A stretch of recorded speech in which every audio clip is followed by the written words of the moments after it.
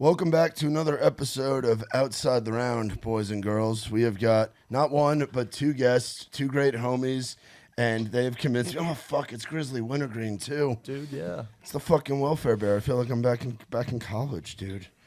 But they're different. Oh, man, it just makes the hair on the back of your neck stand up. We've got our boys, Lecade and Max King, with us, and since Lecade's packing it, his Louisiana coon ass over here, I'm going to do it too. I don't know how big of a lip to take. It's been years since I've done this shit. I used to do it with Trey all the time. Trey Lewis is a Skull Peach guy. Was what he was for years. Oh, wow. He was a peach guy. Slide that microphone a little bit. Let's get you all situated right there. So let's put it on that. Put the microphone up with that. Even knocking cans over. We're off to a great. Is it on the black tape thing? Is that where it's going? Yeah, the black tape thing is what we're kind of looking for. Is like right there, so that should be okay. But yeah, Trey used to do fucking Skull Peach, and then I would be driving the van late night. Like you guys know the late night drives in the van. Yeah. I hear we're on a bus this weekend. Yeah, dude, first fucking bus, dude. It's crazy, man. It's gonna be sick. Crazy. So let's try this fucking lip for America and Jesus. Ooh, I put in that was a little hefty. I ought to do one for Jesus. Yeah, do it for old JC.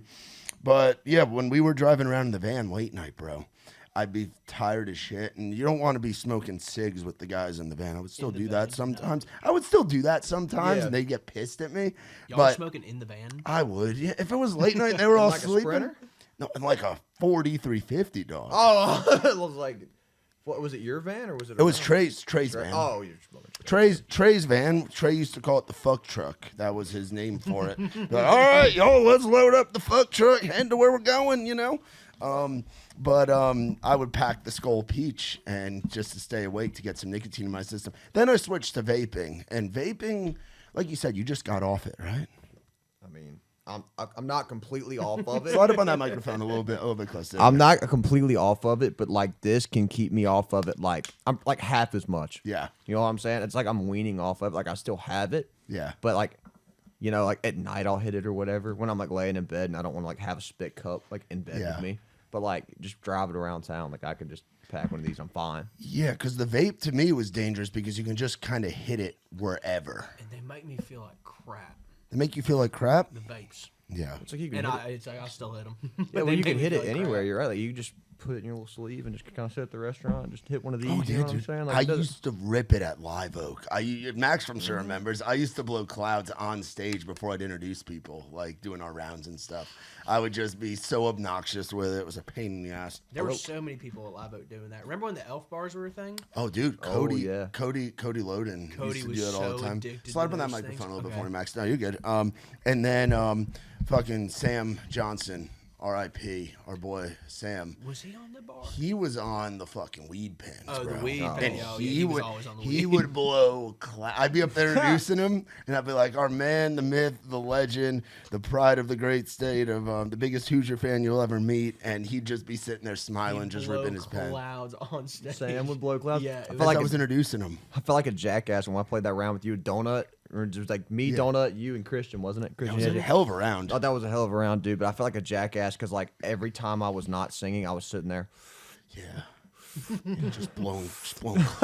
Just while everybody else was singing. Well, I was doing that at that same round too. Yeah. I know. I was passing it to you. You like tapped me on the fucking leg, like give me the piece. And I'm like, all right.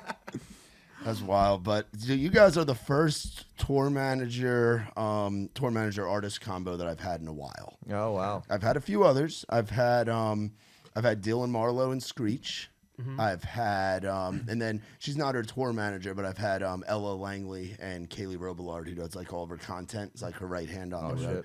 But I was like, if I'm gonna have Cade back on, I know we did one of these at Tailgate and Tall Boys, yeah, and it was very like short form, kind of chaotic amongst all the people and all the chaos of TNT. But I was like, if we're gonna do this, we're gonna do it right. We're gonna have Max on here too. We're gonna have old Maximilian. So I guess we'll start with you, Cade. And it's funny. I was looking for like your bio to like type stuff in because obviously I know a lot. I know enough about you. You know, we're boys. You're rocking the hoodie, and we've seen you. We've been to some shows and gotten to see you and had you play some events. But listen to this description that I gave. I was reading this to Max. He's like, "Oh, Cade's gonna die at this."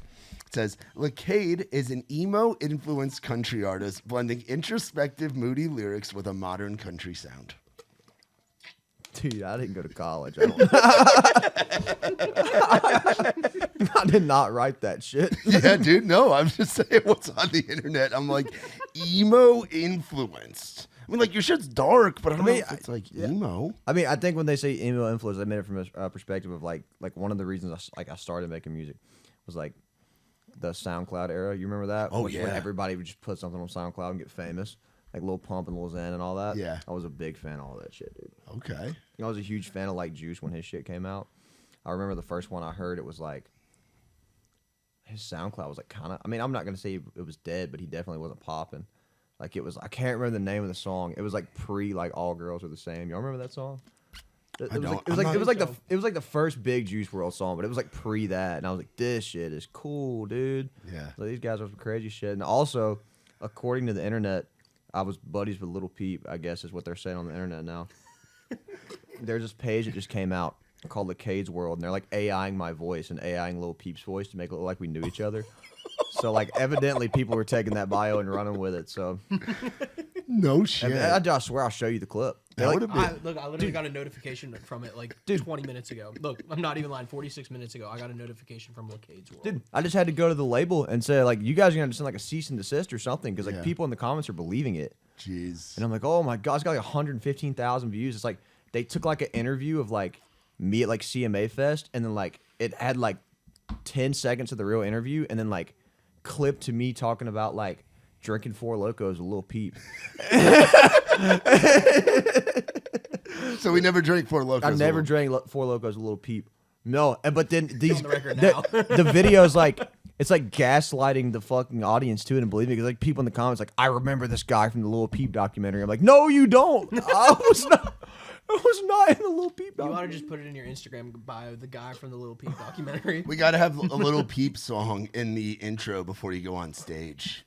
Play into it, Dude, bro. His music was fucking hard. Yeah, dude, that's what I'm saying. It kind of resonates. So how old are you now? You're what, 21, 22? 21. 21. Yep.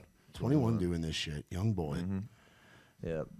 Been doing this for a while. I've been doing this since I was like 14, man. Yeah, which is pretty crazy. And how you're what, 23, 24? 24. 24? Yeah. I'm glad I guessed that right. 'Cause I met Max when he was 21. I want to say, yeah, you met me when I was 21. Yeah, 3 years ago. Yep. Fresh out of I the was pandemic. I was sneaking into Live Oak Yeah.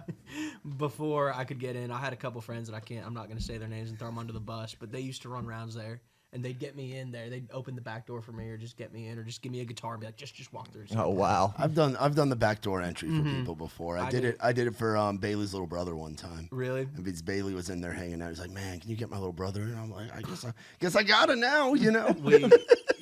Yeah, I used to hang out there all the time, but I didn't get to meet you guys until I think I was 21 and could actually get into the bars. Yeah. When I wanted to get into the bars. So how did you two get connected? Because I remember you and Callie coming with us to Tailgate and Tall Boys, not this past year, but the year before.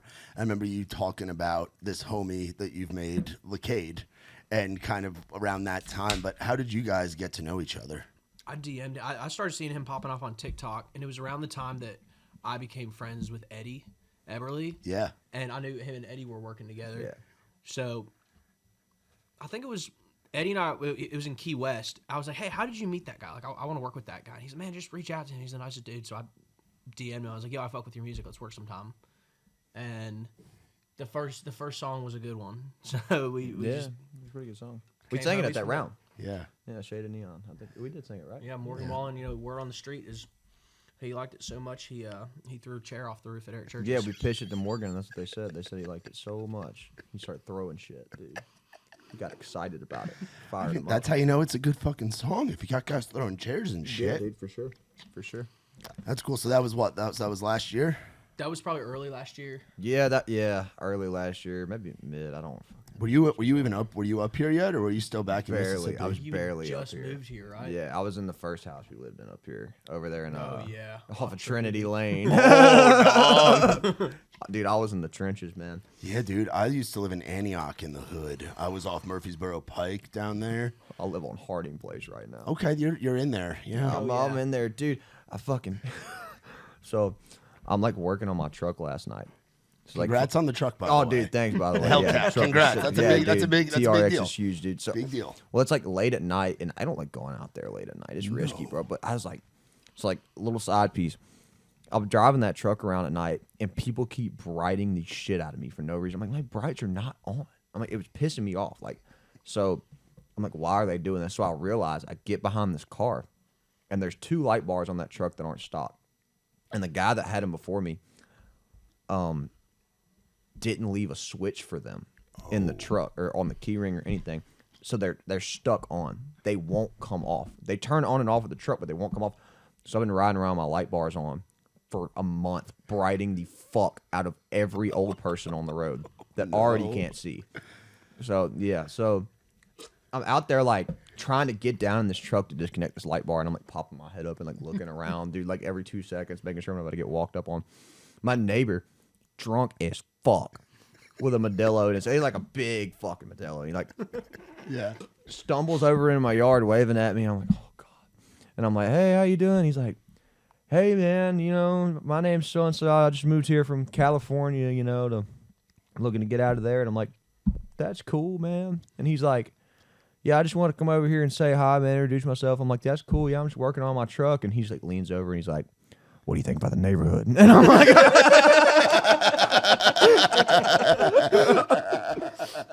we joke around, and it's funny. You're from L.A., but we also call that area, our buddy Ryan Nelson coined the term, the other L.A. Is you have Louisiana, you have Los Angeles, you have Lower Alabama, and then you have Lower Antioch, bro. it is a spectacle down there. Great taco trucks. Some of the best taco trucks that you can find. It's cheap too. Oh yeah, it's very affordable down there. I haven't had any of the tacos yet, but I've heard that. You gotta go. There was one, I forget where Nikki T used to live with Joe, but I don't know if you ever went over to that house. It was over in that Harding area, but there was a late night spot, and it was like a drive up, and then they come out, take your order, and they have these things called gringos that most of us white folks get, and they were fucking delicious. So, there's some good stuff there, dude. So you've been in town now for it'll be 2 years come beginning of next year? Is it 2 years? Because When did I get here? Because you got here It'll beginning. be 2 years next year. It'll be 2 years next year. He knows better than I do. That's crazy. Yeah, I think 2 years. Yeah, next year. So you've been liking it? Yeah, dude, it's cool. I mean, it's kind of odd, dude. I don't think I ever really lived anywhere where, like I was born in Baton Rouge, but we live, like, outside of Baton Rouge. You know, you tell people, like, you know, when you live in those little small towns, like, outside of a big town, you don't tell people you're from the small town. You just tell them, you know, from the big town. Because nobody knows where, you know, Lake Marpole is in Louisiana. That's where I actually was living for a while. But, like, everywhere I live was, like, 1,000 people. So, like, coming here, it's fucking crazy. Yeah. Like, there's more people probably on my street than there are in my hometown, which is, like, wild.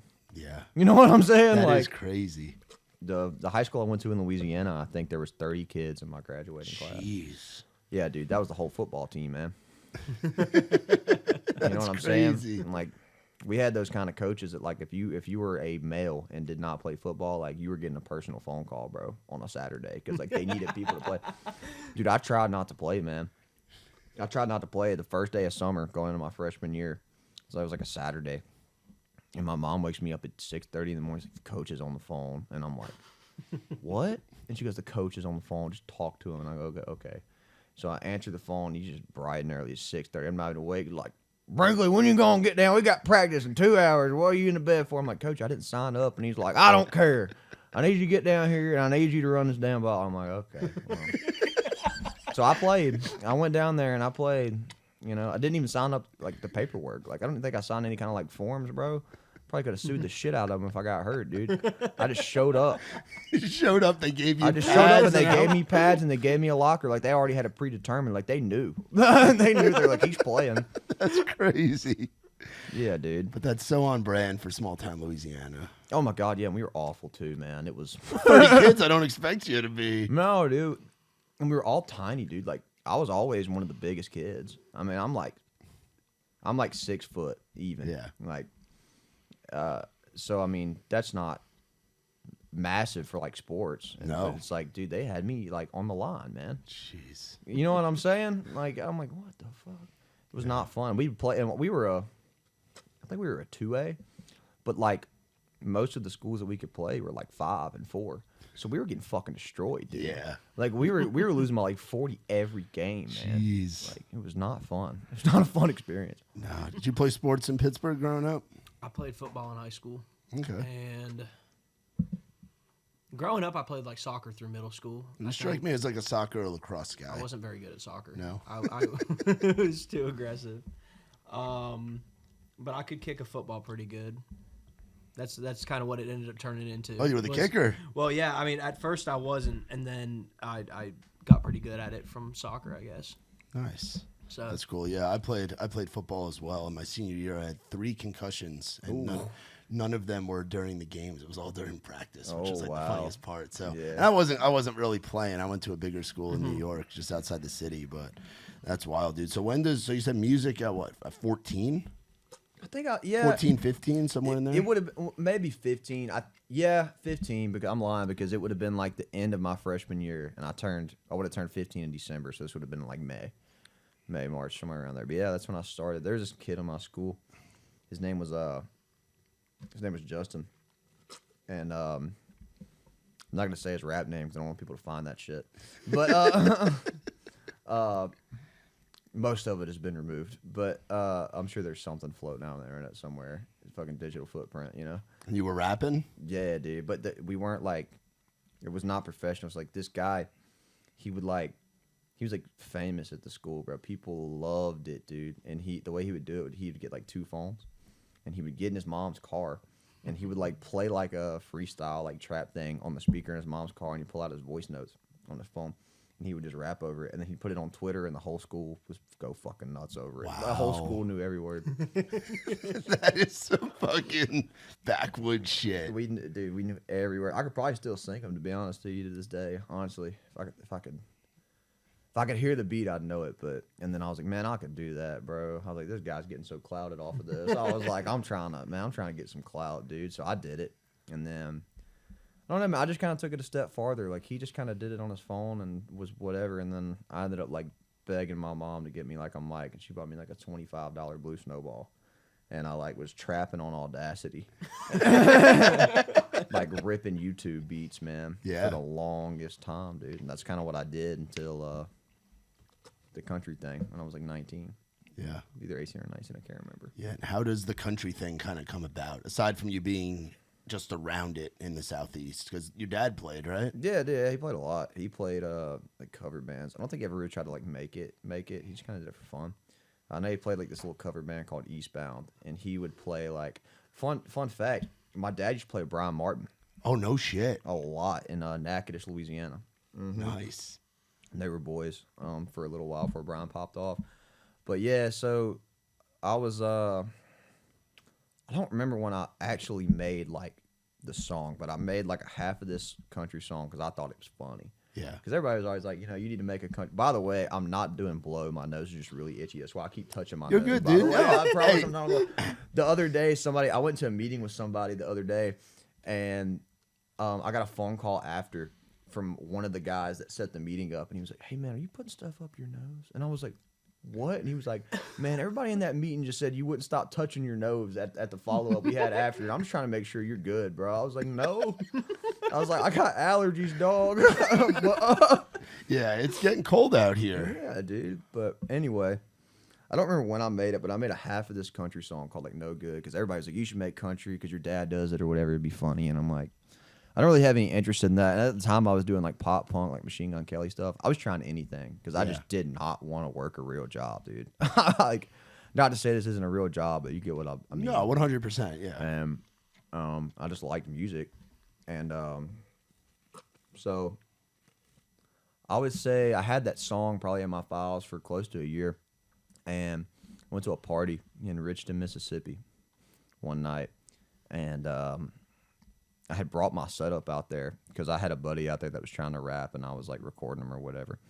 And it got like 3 a.m. and I wasn't really on TikTok. Like, I was on it, but like I didn't really post. I mean, I had like 2 or 3 videos up, and I was like, man, I'm gonna post this song. We were shit faced, dude. It was like 3:30 in the morning, and I like put the phone up on the edge of his bed and like lip synced the song. Oh, wow. And posted it.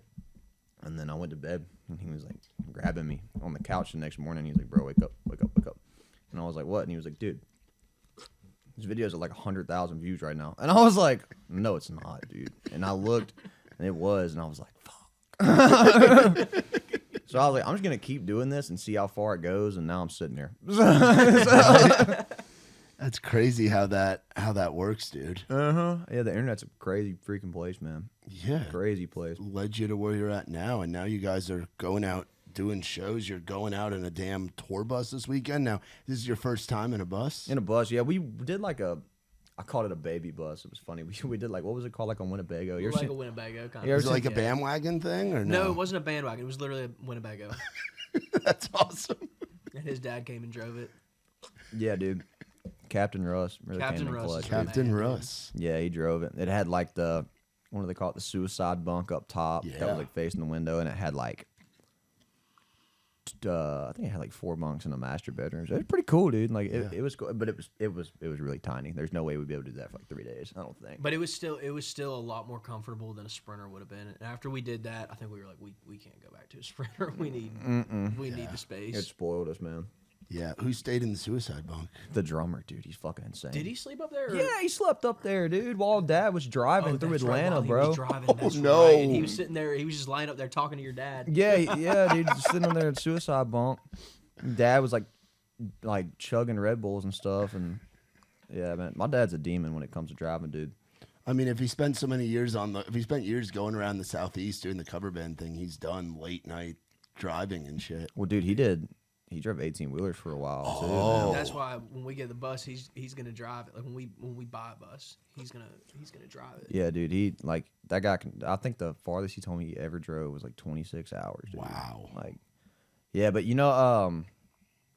said he had one experience though, like on some like supernatural shit that like freaked him out one time. So he's kind of careful about it now. You ever heard of the truckers talking about like the black dogs and stuff? Yeah. Like, if you see a black dog, like you're gonna die. Yeah. Yeah, dude, he saw a black dog coming back from I think he saw 2 black dogs coming back from Los Angeles one night, driving from Los Angeles to Hattiesburg, Mississippi. Jeez, what a haul that is. Dude, yeah. Pull over and fall asleep. Well, he said they worked for like 11 hours, and then he was gonna get off work and try to drive as far as he could.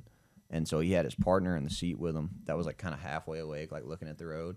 And Dad, he's like, I was up, dude. Like I was turned up. I felt like I could have gone like another 6 hours. He's like, and I look over at my guy and I'm like, did you see those 2 black dogs run across the road? And the guy goes, what did you just say? And he goes, did you see those? He said, there was no black dogs. You better pull this motherfucker over right now. And so they pulled it over. But yeah, he's a beast, man. It definitely helps having a dad that does that kind of stuff or did that kind of stuff for a living. Yeah, that definitely helps. Helps a And lot. so what's it going to be like to be in a fucking bus this weekend with the homies? What bunk are we going to claim? 'Cause Dude, I don't know, man. Are you a top? You a middle? You a I'm bottom? I'm probably like a middle dude.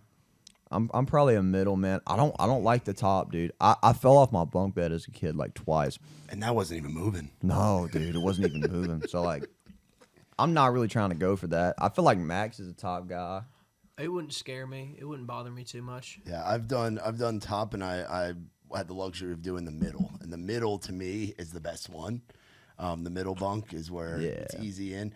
The bottom, I'm sure, is cool too. I never slept in the bottom bunk, but the middle was like the best. The top bunk, I never fell out, but I was also driving the bandwagon a lot. Have you seen those bandwagon things? Yeah, we've looked into them before. Yeah. There's a shot we do something like that for South Carolina in December. Yeah. Yeah, so I used to we wouldn't get a driver. I'd be the driver of it when I was out with Trey Lewis.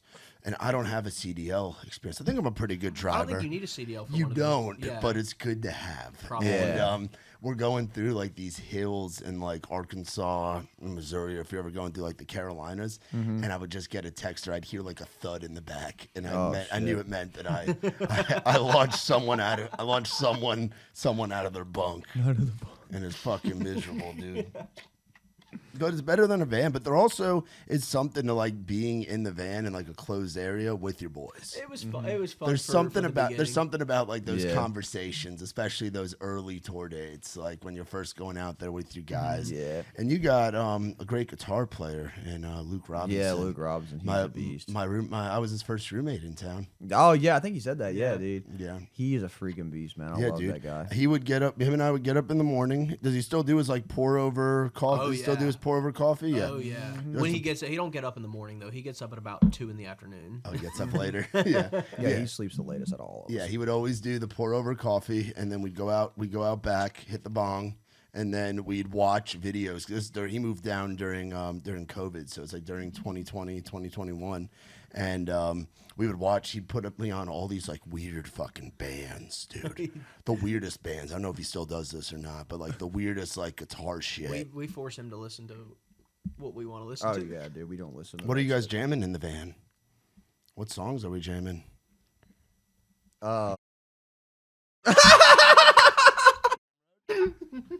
Yeah. You're gonna have to blur that out because you don't want these people looking up. Yeah, what yeah. that No, is. if they want to look up, they They can know. look. No. They can look it up. It's not my personal taste, but I like the silly shit every now and again. I do. Outside music drives Nikki T up a wall. Like Does I it? can't play it It's gonna when drive Nikki Nikki T's T up a when wall, Nikki for T's in the truck with me. I can't play like we call that outsider music. No, you where ought to it's just like, put it on one time because it's got that like heavy metal intro to it, and he'll be like, "Okay, like I fuck with this. This is cool." And then it'll come on. He'll be like, "What the hell is this, man?" Yeah. We listened to that Hardy album religiously when it came out. We were on the road when that came out, weren't we? Yeah, we were driving. Mockingbird and the Crow. No. Quit. Quit, We were yeah. driving. Quit, up to the latest Pittsburgh. one, Yeah, yeah. we were driving up to Pittsburgh the day that came out, Mm-hmm. and that was we had a great time. I'd with say that. we listened to that still a good bit on the road. We listened to a lot of the Hardy stuff, man. A Yeah, lot of that. is that kind of a lane that you identify with, being more like the rock stuff where it's a little out of the box? Because you're an out of the box kind of guy. You came up doing, like you were saying, trapping into the fucking snowball thing, yeah. into fucking what'd you say that program was back in the day? Audacity. dude. Audacity. Yeah. Yeah. Which I used to use that in college when I was studying radio and stuff. But yeah, like you came up doing that. Like it's Yeah. not the traditional like country No. artist dude. thing. No, it wasn't, man. I mean, I definitely might do that one day, you know.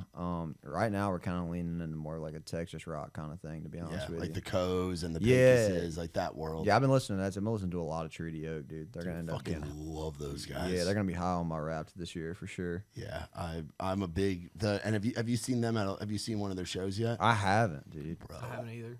you talk about shit flying in the air, dog. You need a helmet at one of those shows, dude. Shit just goes flying. Those boys do such a great job on that stage. It's like an attack on the crowd, bro. It's fucking awesome. You guys have had one of my Texas buddies on here, Sterling Elza. Oh yeah. A couple times, yeah. Yeah, Sterling was on with Nick and Kurt, and then we just did that show at the basement. You hopped up and I was sang with way too Sterling. fucking drunk to do that, dude. you did great. I can't believe they let me do that. I didn't remember it. You did great. You did great. And you wore that hoodie. You wore a Raise Rowdy did. hoodie to the Raise Rowdy event. And dismounting the dip over there. Mm-hmm. Yeah. Good clean dismount. Yep. Clean dismount, 10 dismount. points. Yeah, clean Yeah, dismount. dude. It was funny. 10 points. We got done. I do remember this pretty well. We got done. And not that clean of a dismount. You're good. There you go.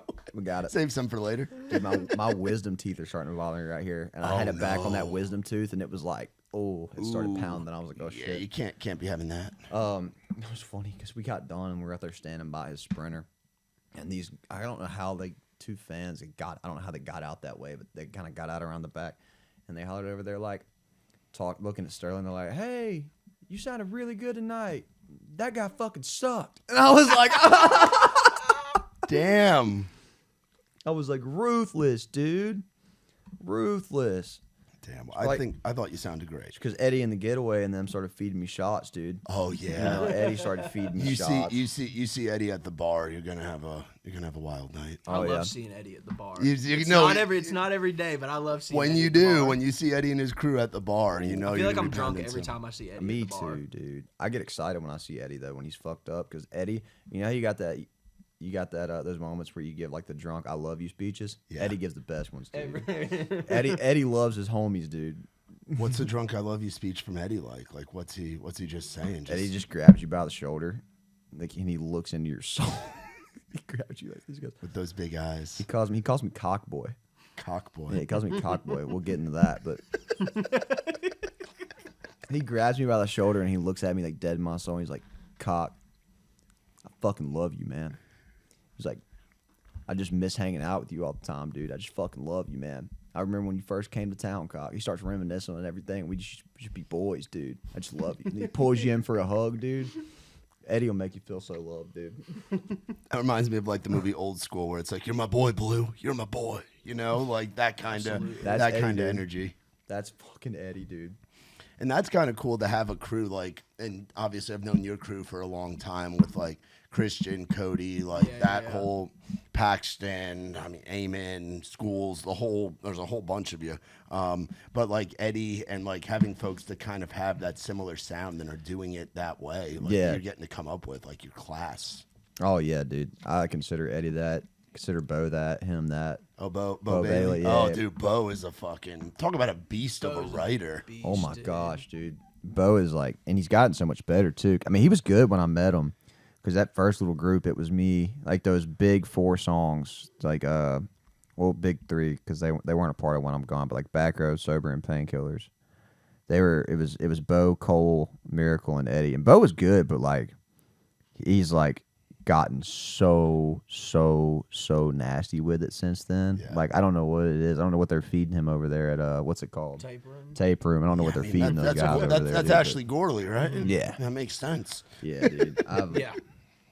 Yeah, he's another Louisiana boy too. Best, right? Is Ashley? I think Bo's Louisiana, and then Graham Barham is as well. Me, Bo, and Graham lived in like a line from each other, and I never knew it. No shit. Yeah, I think Graham's probably like 40 minutes from me. Bo was an hour, but it was like Bo, Graham, me. Wow. Yeah, we just never knew it. Fucking Bayou boys out there. Mm-hmm. That's fucking wild, man. So what's it like out on the road with like your crew? Like how big is the crew that we've got traveling right now? So we got Maximilian tour managing. It kind of depends, because we have in the band there's 5, and I play in the band and I tour manage. And double duty. Hey, slide on that microphone for me real quick. Check one. There you go. It depends who's coming. Sometimes we have Mitch doing content. Sometimes we have somebody coming for merch. Sometimes Conley or his other roommate Cullen will come out. Who else? Sometimes we're gonna be bringing friends. Sometimes. Yeah, we got some friends coming this weekend. This will be fun.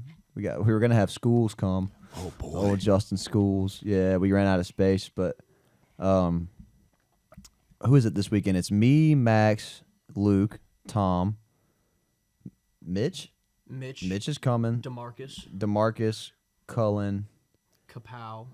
Oh God, little Kapow, dude. I forgot about little Kapow. Caitlin. Kapow.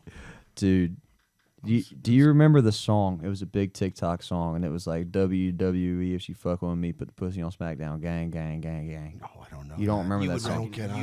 I don't get on TikTok that often. I need to be on there more. You'd recognize it. You would recognize it if you heard it. It was like a massive TikTok song back in the day or whatever. And the guy that made the song, his name is Lil Kapow.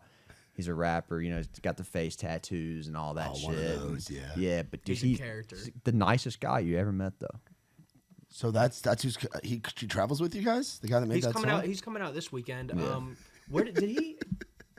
I would trust the guy to like watch my kid if I had a kid. Wow. Like he's like that kind of guy. Awesome. Like I would trust the guy with my kids. Has he come out with us in the past? No, he hasn't. So this is Kapow's first trip. This will be his first trip with us. Does Kapow like to party? Oh yeah. Okay. Well, you guys are going to cruisins. Yeah. This weekend. Oh yeah. All right. Be ready. Yeah, it's gonna be a good time. I talked to Austin the other day for the advance, and it sounds like it's gonna be a really good time. Oh yeah, the turnout should be good. I've had a bunch of people DM me about it. So. Yeah, that room is fun, man. I was just up there. Nick and I went up there because Nikki T had never been to Peoria, and obviously we know the crews, we know the guys from TNT and stuff. But Nick had never been up there, so Austin and Wayne were like, "You got to come up and check it out." And dude, we were out till 3 a.m. every damn night. We went and partied. You guys, I'm sure, will end up going to Ducks, which is the bar. So Wayne and Austin are like the kings of Peoria, Wayne especially. And they have cruisins. They have multiple locations of cruisins, but the one you guys will be on is Farmington Road. Yeah. And then they bought this building that was across the street and turned it into a bar that is open from 6 a.m. to 2 a.m. that serves food the entire time, and it's called Oh, Ducks. that's cool. We'll love that. Yeah, that'll be great. We'll love that, For dude. post-show stuff, and the green room is super fucking nice. That's It's what- also Yeah, where that's what they told it's us. also where they do the podcast at. They Where they do mentioned that too. tailgate They're beers.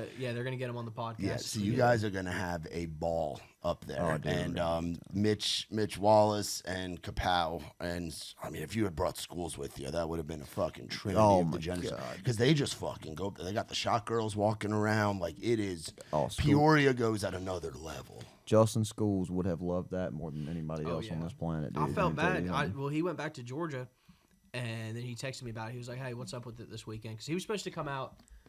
He was supposed to go down to Tuscaloosa with us. Oh boy, that would have been even Tuscaloosa, crazier. And then the Windjammer the next day, and they were both with Tucker Wetmore, so they were both like really good shows. Yeah. And you know, Schools, he would have had the best time of his life. Oh, doing it. yeah. Oh, it would have been And wild. he backed out last minute on that one. So he was asking about this weekend, and the bus was already full, so Yeah. we felt bad. But Yeah. we're gonna get him out there soon. Yeah, so where have you guys been recently? See, were you guys out on the West Coast with Mitch? We were just out on the West Coast with Mitch. Yeah, In and out? we did We hit did. in and out It was one time. mid, dude. It was mid. Well, yeah, says the guy with the Whataburger cup. Yeah, Whataburger's better than In-N-Out, dude. Whataburger's way better. I like In and Out, Their and fries maybe taste it's like just because cardboard. maybe it's just because of the novelty. It's the secret menu for me. It's the animal style that separates. Did you guys get the animal I style did stuff? not get the animal style stuff. Yeah, see, that to me is what separates it. You know we're getting an In-N-Out Yeah, in Nashville. Where's it supposed to be at again? is it like Franklin? Mm-hmm. Just what Franklin? believe so. Franklin gets everything nice. Yeah, I think we are getting one in Franklin. I think the headquarters is going to Franklin, and then they're not doing anything in like Nashville. Everything's like outside because that's how they do their model.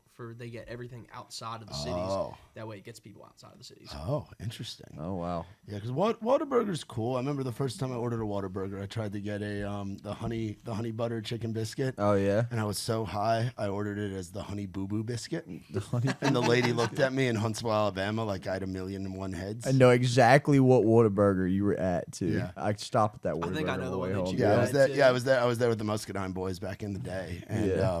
they were like, "You got to go in there and order the honey butter chicken biscuit." I was so high in the back of the Sprinter, I was just like, "Honey boo boo biscuit." And it was delicious. It was delicious. The honey butter at Whataburger is really fucking good. I'll give it that.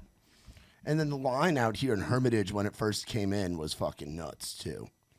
That was not a clean dismount. No, that was not a clean dismount. No, That's okay though. not even a I'm little bit. scared for how my dismount's gonna be. So what's it been like over at Big Machine? What's it like Oh. having a label and having a team and like really, like you said, you didn't want like a normal job. No, I did now not. you are so far into this. Dude. Yeah, I Like, know. You are fucking doing. Sometimes I this. wake up, I'm like, damn, I did it, dude. But dude, they're great. I love those guys. I like Scott Borchetto a lot. We have a common interest. You know, we're both into cars and stuff. He's a big car nut. What does his car collection look like? Have you gotten to go over there and see it? I haven't gotten to see it, but I've heard rumors. He's shown us some pictures. I know he's got featured in a magazine for one of his Ferraris. Jeez. You know, he's got. I know. Like, so if you ever look at the Big Machine office, there's like kind of two driveways on both sides, and it goes to this big circular like pedestal in the middle. The guy parks a different like $2 million car on that circle every day. Like some days you'll go, he'll be like his red Ferrari. Some days it'll be like a Venador. Some days I don't know if he has a Venador. I'm just giving you like an example, like a Porsche. Yeah, I'm sure he does have a Venador. Just high level shit. Yeah, like high level shit out there every day. I will say that one day he did have a Honda Civic out there. And I was like, interesting. But then I figured out it was like a manual, like, I'm like, yeah, of course. Okay. It was like It was a cool Civic. yeah, it was like a manual, you know, souped up Civic or whatever. So what are his thoughts on the Hellcat? Has he been impressed with it? Have you taken him for a ride in the Hellcat yet?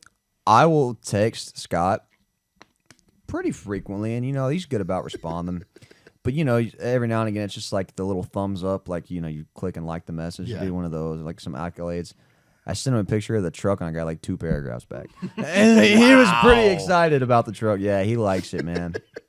He likes the truck, Did man. you see the truck? I haven't seen it in person. I'll see it. I'm assuming you have it. Oh, yeah, it's outside out- here. it's out there. I'll go. It's huge. My roommate smacked it this morning. Oh no! Yeah, dude. He smacked the truck. How big's the dent? It didn't dent it, and I don't know how. But he came and asked me for my keys this morning because he had hit it and needed to move it. And he was like in a hurry trying to leave. But he didn't tell me because I was like halfway asleep. It was like 8 o'clock. And I was like, pulled the key out of my pocket and gave it to him. And I wake up and I go downstairs and I'm cooking, and he walks up to me and he just looks at me dead in the eyes. He goes, "I hit your truck," and I was like, "What?" And he goes, "Yeah, I hit it. Follow me." And he brought me outside to show me, but it's like, I think it's just the paint from his truck on there, because I kind of like wiped it a little bit and it started coming off. So I think it just. So we're good. Well, I think we're good, but I did hit a mailbox on the second day with it. I did do that. Oh no. I did hit yeah, dude, because you know how it beeps. Yeah. It beeps when you back up. I'm so good about not relying on that, but of course, the first time that I don't think to look, I hit something. I was leaving Sterling's Airbnb. Oh, I was with Sterling. And I was like, the tires are too wide, right? So I have to swing like real weird so I don't scrub.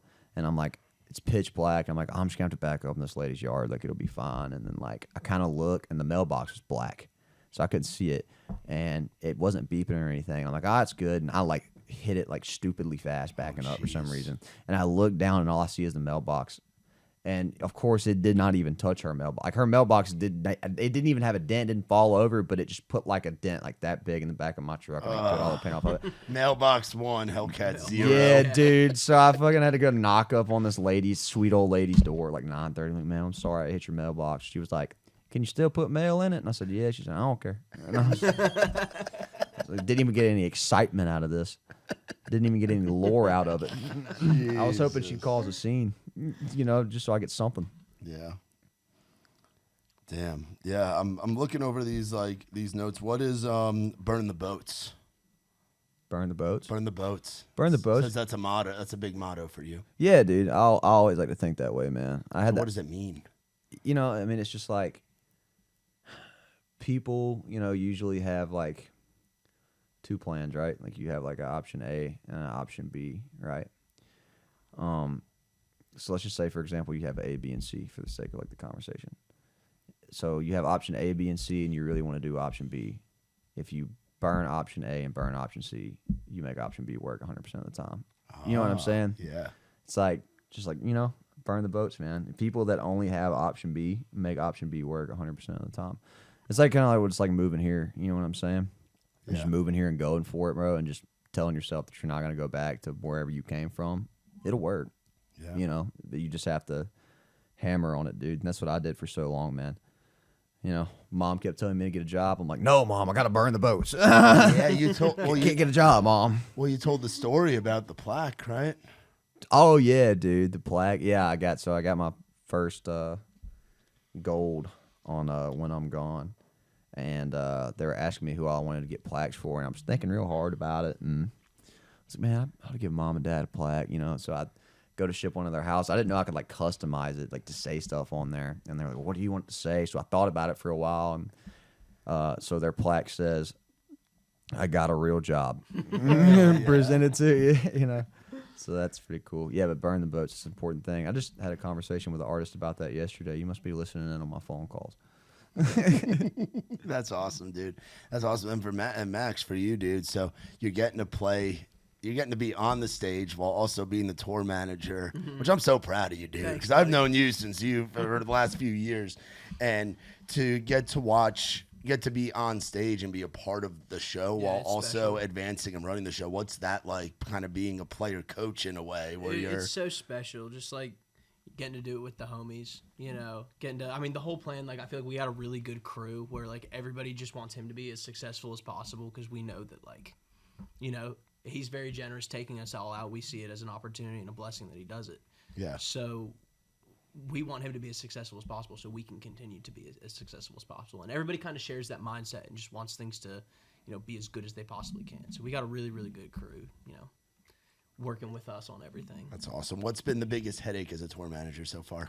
Venues that don't respond to advances. Oh, yeah. There's always going to be those, dog. There's always going to be those. I think I got somebody in trouble yesterday at a venue because they didn't respond. They were not responding to anything. So I copied every email that I wrote, and like including like the intro, like, "Hi," I'm not going to say his name, but yeah, "Hi," whatever his name was. And there were like 4 or 5 different emails that I copied and pasted into one email, and I sent it to the talent buyer. And I was like, "Hi, I don't know who else to reach out to. Nobody else is helping me." Yeah. And within 20 minutes, I got a call from like 3 different people, and they're like, "Hi, we're going to take care of this from now on." And I haven't heard from the other guy since. Oh, Lord, dude. Oof. But yeah, that's my biggest headache. Would you say that's the biggest headache, or showing up to the venue and them telling us we don't have ears? Because that's happened twice now. There have been ears. What do you mean? there have been a couple times. So like, obviously in the advance we talk about all that kind of stuff. Like, hey, are you guys providing backline? Are we bringing it? Do you guys have IEMs, or are we, do we need to provide those? Yeah. And we don't own an IEM rig yet, so okay. we just rent it through, and it's very cheap to rent. And the thing is, like, I'd say 90% of the venues have been able to provide them. So it's such a little cost, it doesn't really matter. Yeah. But there have been times where we talk about in the advance, like, yes, we need this, and we show up and they're like, no, you guys are going to run through monitors. And I'm like, no, because we talked about it in the advance. We have tracks, and it's in the contract that you guys are going to provide all this kind of stuff. We can't run a show without our ears because we have the tracks and stuff. And if it's coming through the monitors, everybody in the crowd is going to hear track 1, 2, 3. That's ridiculous. No, you can't have that. They can hear the click and stuff. The worst one was at the Windjammer. Oh, that one was bad. Where they, we had talked about it, and they were very good in the advance. It was pretty much like, yeah, everything's gonna be taken care of. Everything's gonna be taken care of. You're all good. I'm like, all right, cool. Yeah. And we show up there, and there was nobody to talk to like right away, so we're just hanging out most of the day until sound check time. And I go up there, and the guy who I guess was brand new, he was like, oh, there you go. He was asking about old boy still got the dismount.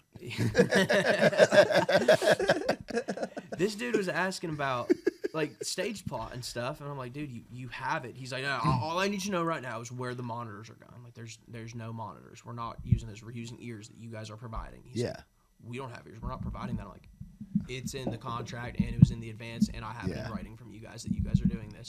He's like, no, you don't. And he's like, we'll figure something out. He was getting real petty with me, and I was like, dude, I will get so petty with you. So I went back to the Winnebago and pulled up all the emails, all the contracts, and everything. And when we all met back up again, these two guys came down like hat in hands, like really sorry. And I was like, you guys fucked up. You need to fix this now. He was talking to him like a high school principal. He was like, I'm so disappointed in y'all boys. I literally told them, I was like, I'm so disappointed in you guys. Jeez, these are grown I was men. I made grown men cry that day. Wow.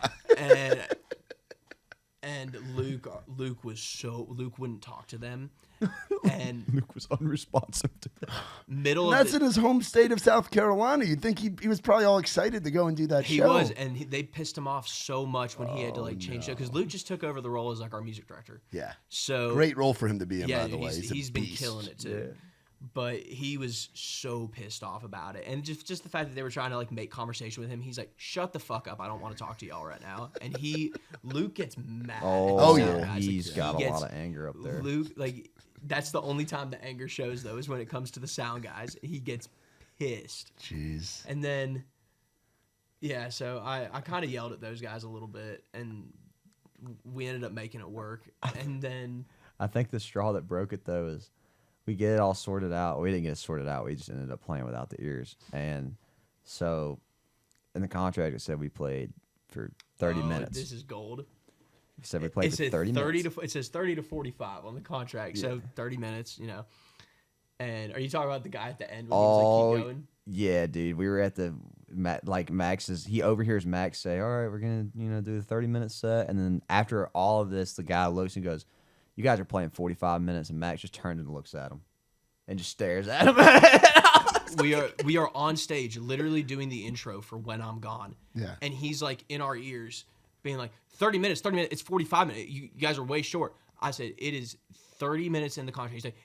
He's like, we need 45 minutes. I said, bro, why are you talking to me about this right now while I'm on stage in the middle of a song? Shut the fuck up. Yeah. And I probably could have been nicer that day, but I was already so on edge because of them that they screw. We had to literally figure out, we had to run the show without ears, without click, without count. We had to have Tom back there who had to get a separate piece of equipment so that he could get everything in his ears. So he could be on the click. So he could be on the click, and we, obviously there's no count or anything. Yeah. We have songs that just start. Like the lyrics just start. Like I have to have the click, or I don't know how. You know what I'm saying? Yeah. So that was ridiculous. And then the time in San Francisco, or not San Francisco, Sacramento, a few weeks ago, where I flipped on him, and he he came on hot with me first in my defense, and I I corrected him real quick, and he was like, all right, you don't need to come on hot with me. I'm like, dude, you came on hot with me, but let's restart. My name's Max. What's your name? And he was very nice from there, but he tried to pull the same shit where he's like, you guys aren't getting ears. I'm like, yes, we are getting ears because we can't run our show without them. Yeah. So Gotta love it, dude. that might be the biggest headache, and it stresses me out. That means you have a good tour manager that cares and isn't skittish to go to bat for you. Yeah, dude, so he's a fucking bulldog. He's just low key about it. yeah. He's a fucking bulldog. Yeah, he's fucking Pittsburgh, You bro. should see how he deals with the airports, dude. Oh my god, this guy in an airport is like fuck. What's the airport story? What I do in an airport? You don't remember whenever so he carries all of our boarding stuff. The boarding passes. Yes, he knows. He carries our boarding passes, and they've tried to give him shit about it, and he just doesn't take it lying down. That man is prepared to meet an air marshal at the gate, dude. But the funny thing is, we always have we've had a handful of fly dates. We've probably had as many fly dates as we've had drive dates at this point. Yeah. Which is kind of weird, but because most of our drive dates, we've only ever had 2 in a row. Yeah. Right, like it's always either been like one-offs or two and then back. Mm-hmm. So we've had a handful of fly dates. Yeah. And every time there's always some kind of issue at the airport, whether it's somebody's running late. Like the one time we went to Texas and Cato was coming with us for content, and he locked all of his shit in his car. And it was like a 5:30 a.m. flight, so he got to Cade's house at 3 in the morning, locked everything in his car, and we're just stressed as all hell. Cade didn't have he didn't have like his ID and stuff to get onto a military base where we were playing. Oh no! So we had to have his buddy fly, who was in town from LA. We had his buddy fly with your birth certificate or something from Nashville to Texas to drop it off. He couldn't even go to the show because he couldn't get onto the base. And then we didn't even need it. And then we didn't even need it. They let him on anyway. And we flew. But every time we're on the plane, except for maybe one time, we always like have the funniest flight attendants where they think we're hilarious. Okay, so what was the last flight attendant like? What was the funny one coming back from California or going to California? Oh, dude, the one that was like, dude, how late was that flight? We flew out of Las Vegas at what time was it? It was pretty late. It was like 11 o'clock. So we landed in Nashville at like 2. And, dude, I'm hammered in the Las Vegas airport. I don't fly well. Like, I have to have a beer. And this guy, like, was the guy that was handing out the drinks. I get on. The plane's empty. And we like to get at the back of the plane because, you know. Bathroom's right there. Right there, you know. I don't. But anyway, so, like, I'm hammered on this plane. And the guy's like, do you want drinks? And I'm like, yeah, dude, I'm trying to keep this shit going. I said, I'm fucked up. He said, do you want drinks? And I said, yeah, dude, I'm trying to get fucked up. And he was like, do you want drinks? And I said, yes. And he said, okay, well, you can't tell me you're fucked up. And I'm like, oh, no, I'm not fucked up. The And other he's funny like, time was okay. a little kid a vape on the plane. Oh, no. He was in the very back seat, and the flight attendant just like peeks around the corner and watches him. And she's just looking at him like over his shoulder, and I'm on the other side of the aisle. Get off. Stop. And he has no idea what's going on, and I'm just like watching the flight attendant and watching him and seeing if she's gonna do anything. But we were literally coming down, so I think she was like, I don't care. Yeah, fuck it. But he was, dude, she was like looking over, like when you get caught like playing games on the school computer, like when you're supposed to be working. Yeah. When you're playing that Counter-Strike and shit. And they like tap you on the shoulder and like, go ahead and log off for me. Like, you know what I'm saying? That's what she was like. That's fucking wild. I love that you guys have some great stories. Another and shit. time I left passion. something on the plane, and I just walked back on the plane and got I left in there. a wa- Well, you can't be there. I'm like, I left something really important on here. I left the wallet on the plane. They just mailed it back to me. Oh wow. Yeah, dude. The Passion of the Christ. That's also a great story. Oh, that's a good story. Passion of the Christ. Yeah, dude. So we played at Mohegan Sun, which is a big Mohegan casino. Sun. Oh, I know that. Yeah. I've been up there. The Wolf's Den. Yeah. No, we were in the arena. Oh, you were in the arena? Who were you in the arena with? Chris Chris Young. Young. Oh, no shit. Yeah, dude. So we played. It's an interesting combination for you guys. It was An such a- interesting it was such a person good for you to be time. opening for it too. Yeah. Well, like we were stayed in the casino. Like they put us up in the casino, and I'm not gonna lie, I think I was the first to go to bed that night, which is pretty rare. I usually stay up pretty late. You know, I bring my fucking laptop on the road and I just sit there and like just hit clips on Call of Duty all night. You know, that's what I usually do. And I just got tired and just went to bed, and I passed out drunk. And I'm not the kind of person, dude. I gotta have two blankets and a pillow, like snuggle. You got to up. be comfortable. But I was like so fucked up. I stripped down. I had nothing but white underwear on, and I fell asleep like on the bed with no covers on when nobody else was in the room. They were all gambling with my legs crossed and my arms out. Oh no! Christ, like I got my the white picture. I'm underwear gonna on, find it. and they walked in. I guess I didn't wake up. They didn't show me the pictures till the next morning, but they walked in and like took pictures with me all night, like while I looked like Jesus, like laying on the bed, like crucified, and like just took pictures like of me and with me, just cutting up, and just showed them to me the next morning. And That's awesome. Yeah. Yeah, it seems like you got a great crew, like the camaraderie of the band, like because it's so important to have a good hang on the road.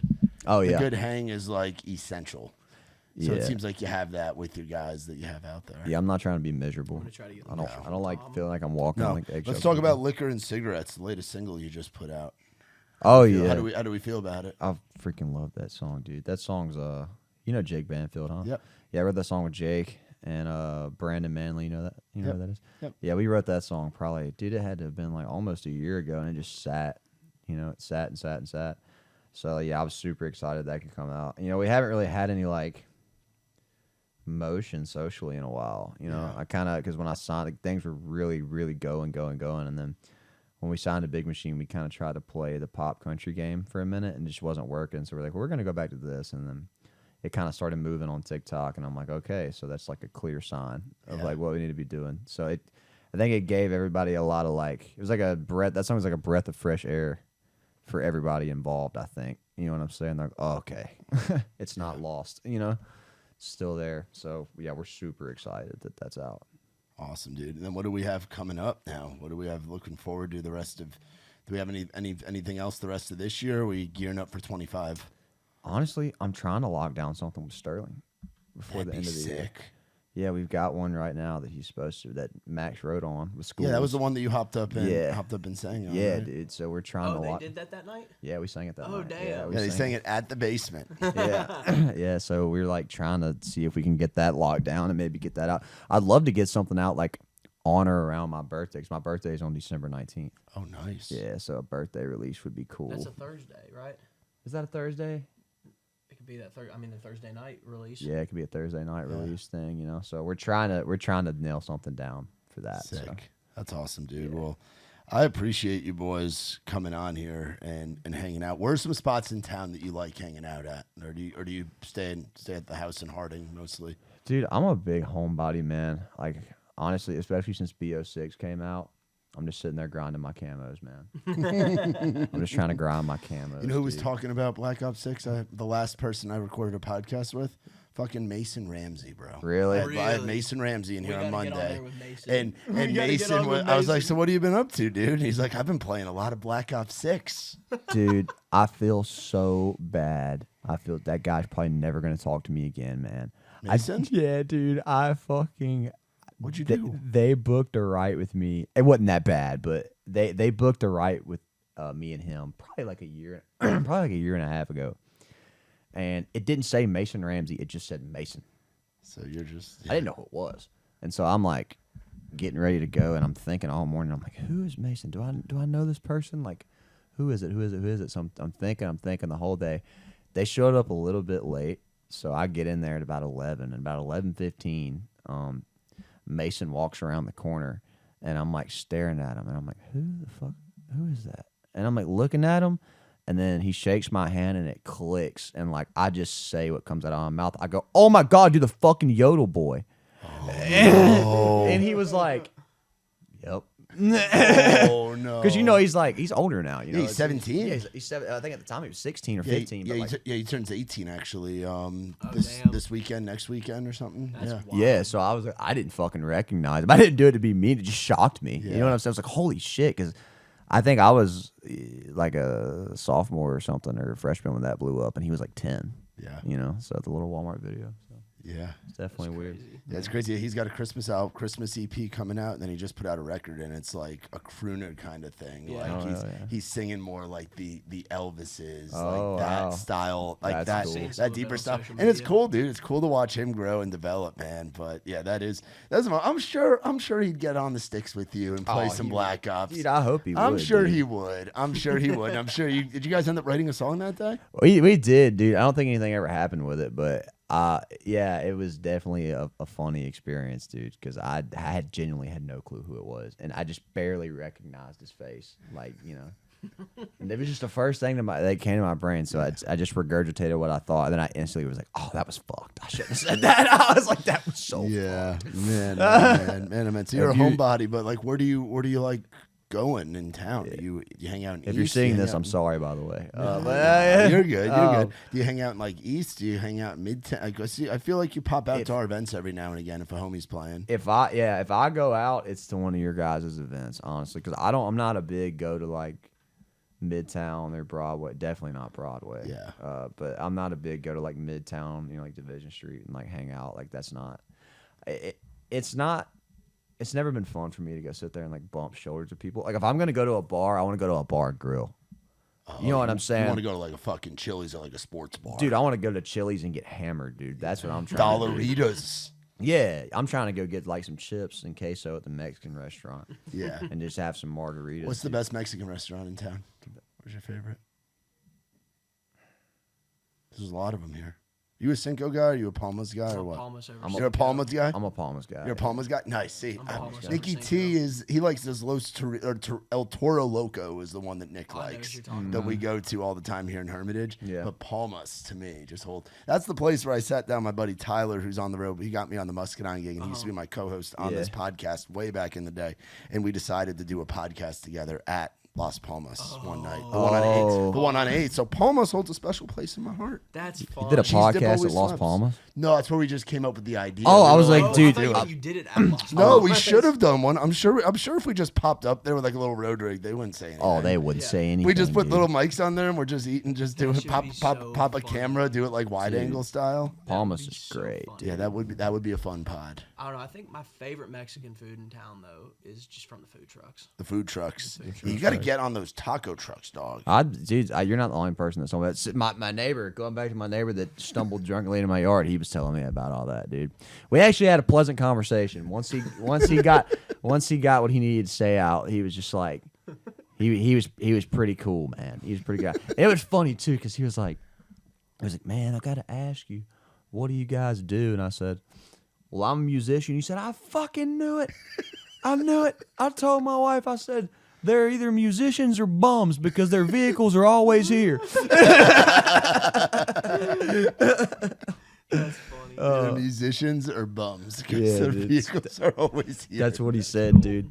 He was like, he was an interesting guy, man. He was very interesting. That's hilarious. Well, you guys got a rehearsal to go get to right now. Yeah, we do, man. Go hang out, and then this weekend you've got Peoria cruising. Say hi to Wayne and Austin and the boys. You got Cincinnati, Sarasota, Florida coming up, Wichita, Florence, South Carolina. Yeah. That's a fun Tallahassee. With, Vincent Mason. Vincent for the Mason. Oh, fun State game. facts. You want to know something funny about Vincent Mason? So that first song that I had put on TikTok, the one that I told you got it all started, I didn't know anybody from Nashville, and somebody commented on it from Nashville and was like, "Don't ever stop making country music." And it was Vincent Mason. Oh wow. Yeah, which is cool. So like when Hell Is a Dance Floor came out, I was like, "Oh, dude, that's so cool. Good for that guy, man." 'Cause he helped me. Y'all wrote a handful of songs together. We did. We wrote like 2 or 3 when I first came to town. So shout out him, dude. And now you get to go to Tallahassee with him. Yeah, That'll be dude, fun. it's It'll crazy. Be good to reconnect, dude. That's Yeah. one of my favorite parts about being on the road, and we get to do with the festivals is seeing the homies that you don't get to see as much in town because everybody's writing It's or so going a million fun miles seeing per them on the hour. road. You see them on the road, dude. You're like, oh fuck, you're on this festival too, or oh Yeah. fuck, what are you doing? Oh yeah, I'm playing here. Like it's cool to have that. You That know. was so Sure. fun in Sacramento. I knew a couple buddies that were out there playing it too, and just got to go say what's up to them. And Rashad was out Have there. That was fun. fun. Rashad, Rashad was out there. Dude, you know he has Lollipop in his live set. By Yeah. the way. Oh yeah. That's fucking hilarious. Yeah, Dude. you don't give a fuck. We gotta step our game up, dude. we're gonna have our set list. God, you're gonna have to cut that out of this, dude. I'm telling you, you're gonna have to cut that out. No, dude, I don't care, dude. I don't mind at all unless you guys do. No, like I'll get in trouble. You get in trouble? Fucked up. I know it's fucked up. I listened to it with Max before he got here. Well, He was laughing. there's a couple of them where he says some shit. Oh yeah, no, there's a lot of shit. No, there's No, like some that you probably need to. You probably need to. I would. I'll show you why after. Yeah, I'll show you why. After. Yeah. All right. Well, But it'll be funny and it'll keep them all guessing what the song is.